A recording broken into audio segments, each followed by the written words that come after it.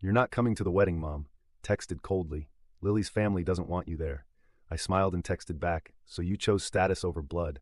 Then I canceled everything, including their venue deposit. They had no idea what was coming next. Hey everyone! Before we dive in, I have a quick favor to ask. If you enjoy content like this, please hit the subscribe button. It's free, supports the channel, and ensures you never miss out on amazing videos. Alright, let's get started. "You're not coming to the wedding, Mom." Texted Lily. "Her family doesn't want you there." That was it. No sorry. No hope, you understand. Just cold white letters on a gray bubble. I read it twice, then again. My thumb hovered over the screen while my coffee cooled beside me. "So you chose status over blood." I sent it. No emoji, no sarcasm, just truth. Then without blinking, I opened my laptop, logged into the wedding planner account, and canceled the venue deposit. It was under my name, paid with my card. They didn't even know that. The best part? It was non-refundable. I shut the laptop, leaned back in my chair, and just stared at the wall. I didn't feel angry yet, not even sad, just still, like something inside me had shifted position and was now watching from a different corner. They did this before, not as blatant, not in all caps, but I felt it, in the side glances, in the jokes at dinners, the way they forgot my birthday 3 years in a row and blamed the group chat algorithm, the way Lily became the daughter they always wanted, while I was just Jack. Always useful, always quiet. I helped choose the dress boutique. I negotiated the first catering deal. I found the Airbnb for the out-of-town guests. When Zach's parents said the Colorado Lodge was too rustic, I found a luxury version with lake views. I even designed the Save the Date website. They used my Canva account, still had the login, but now I was a liability. Because Lily's father didn't like the energy I brought, because I wore black to brunch, because I asked where the $3,000 in catering money went, and didn't drop it when Mom said, "Just trust us." They always needed me, until they didn't. And now they were planning their picture-perfect family tableau without me. Curated smiles, filtered joy, no Jack, just the ones who matter. I took a deep breath and opened our shared folder, Lily and Zach wedding planning. Clicked through the photos, the contracts, the vendor schedules. Then I deleted every single file I uploaded, all 63 of them. The folder was renamed, "Good Luck Without Me." I didn't tell anyone. I didn't warn them. Let them find out the morning they try to confirm the florist. Let them scramble when the photographer doesn't show. Let them wonder what happened when the venue emails. Unfortunately, this reservation has been canceled by the account holder. They thought I'd stay silent, smile, swallow it like always. But this wasn't about a wedding. This was the final crack in something that's been rotting for years.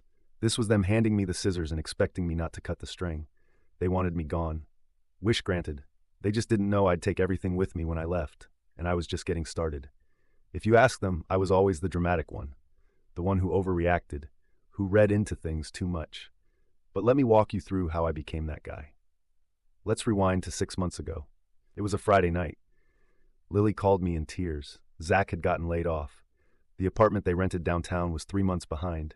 They tried to negotiate with the landlord, but he wanted the money, all of it, or he'd file eviction papers on Monday. I didn't even hesitate. I transferred $3,800 from my savings and told her to call me if she needed anything else. That was the third time that year I bailed them out. The first was when Dad accidentally overwithdrew from his retirement fund and needed $5,000 to avoid penalties. The second, when Mom forgot that Lily's bachelorette Airbnb was on my credit card and let the girls trash the place. I kept spreadsheets. I kept screenshots. Not because I planned to use them, because I needed to prove to myself that I wasn't crazy, that I wasn't imagining the slow bleed of money, time, and energy into a family that acted like I was their silent donor. But it wasn't just the money. It was the way I was treated after I helped, like a servant, a backstage hand. Dad once joked while I was fixing his gutters in the middle of a thunderstorm that I should get a job as a house husband since I clearly wasn't man enough to be the breadwinner. Everyone laughed, even Lily. Mom told me I was too sensitive when I brought it up later, said he was just old school. Old school? That man once locked me out of the house because I came home wearing eyeliner in high school. But yeah, maybe I was too sensitive. When Lily got engaged, she told me over FaceTime. While Mom and Dad were literally sitting behind her on the couch cheering, they'd helped her plan the proposal with Zach. Even went ring shopping with him. Me? I found out through a screen. I should have seen the pattern, but part of me still thought, if I help enough, maybe they'll finally treat me like I matter. I paid for the engagement shoot, $600, built the wedding website, created custom invitations, paid a deposit for the venue, because Mom's card was acting weird. I was building their dream, brick by brick, while they fed me leftovers and called me a good sport. And then the text started. At first it was from Aunt Megan. "Hey, I heard you're not invited to the ceremony. Is that true?" Then Uncle Jeff. "Did you say something to Zach's dad? Just curious." And finally, the Facebook post that broke me. A photo of Lily and Zach with my parents, standing in front of a rustic barn lit by fairy lights. The caption, "So proud of our family. Can't wait for the big day with all the right people by our side." The right people. I wasn't even tagged. I clicked through the comments. One of Lily's friends wrote, "Is Jack going to be there? He was always so funny." Lily replied, "We're keeping things small. Just people we trust. Just people we trust." That night I didn't sleep. I went back through every receipt, every email, every time they called me selfish for asking to be paid back. And I realized something. I was the only one in this family who gave without expecting anything, and I was the only one given nothing in return. A week later I got a group text. "Hi family. Can everyone pitch in for Lily's bridal shower decorations? Jack, since you're so good with websites, can you make a landing page for RSVPs? Hugs and kisses." I didn't reply. 10 minutes later, Lily messaged me directly. "Can you just do this one thing without being passive-aggressive?" So I did something else instead. I logged into the wedding venue account and requested a refund of the $2,500 deposit. It was non-refundable, technically, but I had bought wedding insurance on the booking, just in case. A tiny checkbox no one noticed. They refunded 90% after I filed a family conflict claim. Then I went into Canva and deleted every design I'd ever made. RSVPs, table assignments, welcome signs. Gone. I created one new file and titled it, "Ask Zach's Dad to Fix This," and I shared it with the whole family. That's when it hit the fan. 3 hours later, Mom called, hysterical. "What are you doing? Do you know how this looks?" I said, "I do. That's why I'm doing it." Then Dad called. He skipped straight to yelling, "You've always been jealous of Lily. That's what this is. You couldn't stand her having a better life than you." I held the phone away from my ear and hung up. That night, my phone blew up. Lily posted a vague Instagram story. Betrayal always comes from those closest to you. Then Mom posted a photo of Lily crying, with the caption, "Nothing hurts more than your own brother trying to ruin your special day." People started messaging me, friends, cousins. Some sent, "Are you okay?" texts. Most didn't ask. They just said, "Why would you ruin her wedding?" I didn't reply to any of them. Then I got the package, a yellow envelope with no return address. Inside, a printed screenshot, an internal message thread from Lily's group chat with her bridesmaids. She was laughing. "We'll get Jack to pay for the cake too. Just guilt him about being the only brother. Works every time." Another message, "Zach doesn't even like him. He said Jack gives him the creeps, lol." One more, "He won't be at the wedding. I'll make sure of it. Watch." There was a sticky note on top. In handwriting I recognized, "You deserve better." I didn't know who K was, but I would find out. And when I did, everything changed. Because K had more than screenshots. K had audio, and the second I heard it, I knew exactly what I was going to do at Lily's rehearsal dinner. The rehearsal dinner was held at a pretentious vineyard 30 minutes outside the city. They called it rustic luxury. I called it a marketing scam with overpriced wine and fairy lights stapled to the trees. But I showed up, dressed, clean, calm, focused. Because I didn't come to eat. I came to bury the circus. I walked in right as they were toasting. Lily was mid-laugh. Zach had his arm around her. Dad looked uncomfortable.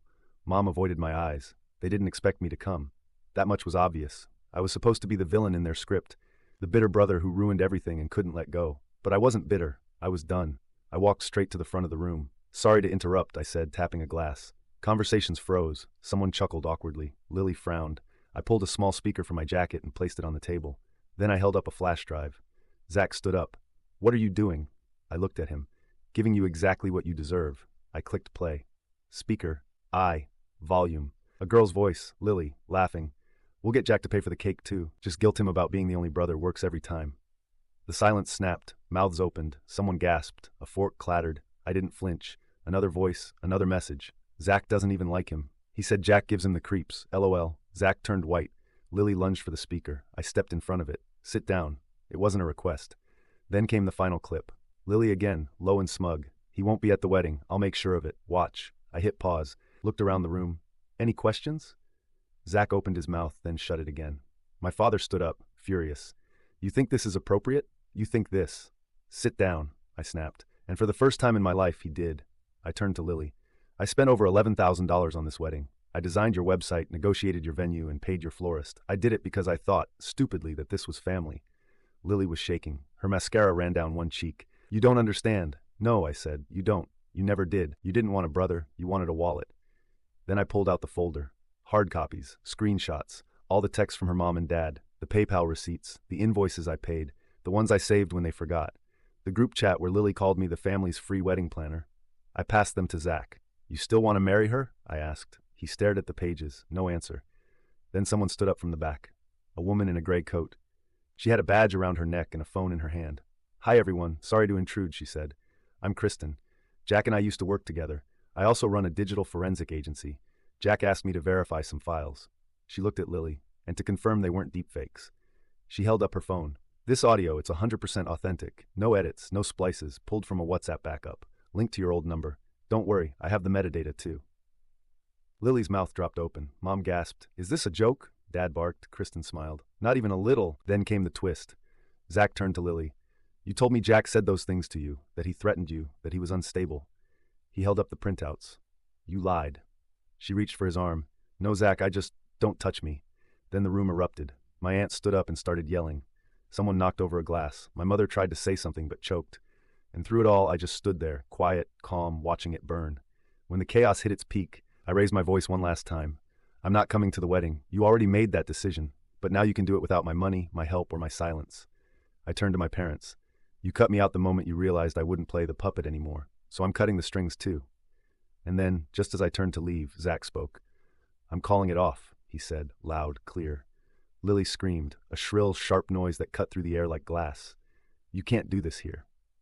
"Oh," I said, "he just did." Then I walked out. No dramatic music, no slow motion, just the sound of everything they built collapsing behind me. I didn't drive home after the rehearsal dinner. I didn't even get on the highway. Instead, I took a side road north, quiet, somewhere with no signal. A month earlier, I'd signed a lease on a tiny cottage in a forgotten part of the state. Population 600, a single diner, one gas station. No one cared who I was there. That's exactly why I chose it. I paid 6 months up front. No forwarding address, no digital breadcrumbs, just quiet. The first 3 days, I didn't turn on my phone, didn't check emails, didn't speak to a soul. I sat on the porch with a thermos of black coffee and listened to birds fight over territory they'd never actually owned. I didn't feel triumphant. I felt free. No more tension in my neck, no more guilt, no one asking me for money, no one pretending they loved me just long enough to get a transfer. On day 4, I went into town and signed up for something I'd been too ashamed to chase before, an archival preservation course at the local college. History. Dusty newspapers, forgotten letters. Finally, I was surrounded by things that kept records. Honestly, there was no performance here, no manipulation, no "you owe us." I volunteered at the county museum, helped catalog photographs from the 1950s, fixed an old microfilm machine. And for once, I didn't care that no one noticed, because it was mine, quietly mine.